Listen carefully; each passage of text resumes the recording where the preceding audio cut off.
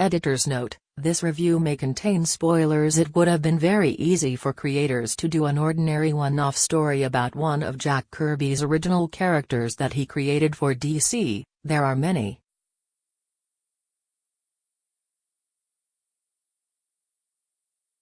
However, the Sandman Special #1 takes particular care to not only evoke Kirby's storytelling style and visual look, it actually honors the legendary creator within the story itself.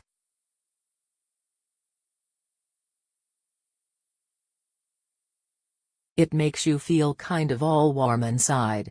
If you aren't familiar with Kirby's work, it may not generate the same emotion, but for a fan of the king, it hits all the right buttons.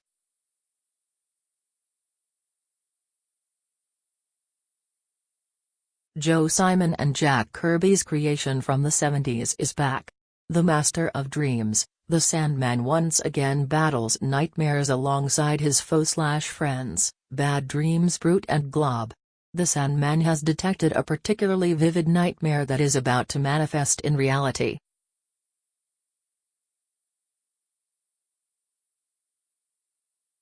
A little boy, far away, is tormented, and the Sandman has to rush into action and release Brute and Glob to help him. He leaves the two to fight the nightmares in dreamland and returns to the boy's home in reality, where he is assisted by a silent assistant.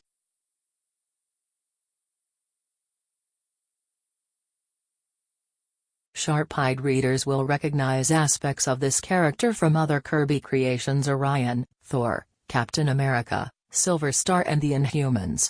As the two eliminate the nightmares, the Sandman realizes that this assistant is also a figment of the boy's imagination, an imagination so fertile that it conjured up a hero to help the Sandman. So, who is this boy? It's none other than Jacob Kurtzberg. That's Jack Kirby for those not in the know. The second story features the Sandman in an attempt to help a grandson and grandfather reconcile after years of distance.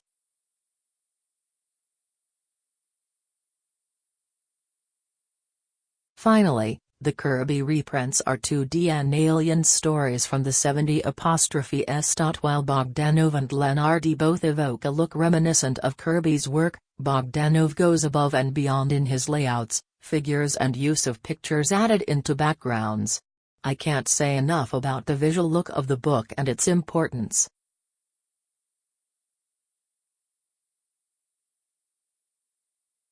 Kirby had a unique style, and the way these guys emulate it goes a long way in drawing the reader in a special way.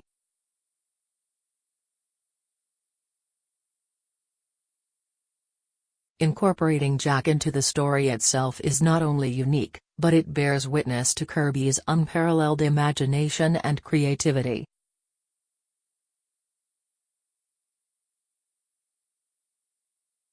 Since that is what we are recognizing on the 100th anniversary of his birth, celebrating him in this way goes above the average commemorative issue.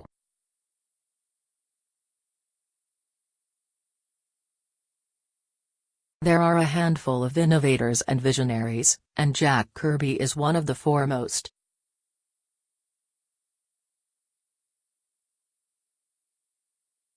Lastly, Jurgens and Orlando managed to mimic Kirby's writing style just as effectively as the artists have recreated Kirby's visual style.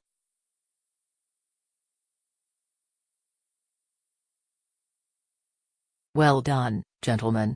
The only negative with this issue is the choice of original Kirby reprints.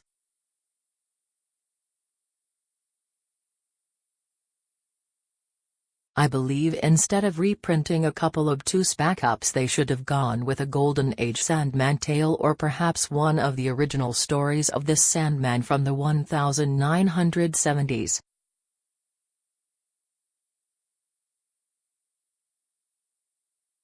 This issue celebrates Jack Kirby in multiple ways and is a true joy to read. If you're not a fan of the king, perhaps this will get you interested in learning more about his work. If you are, well, sit back and enjoy a book that honors, celebrates and pays homage to one of the greatest comic book creators of all time.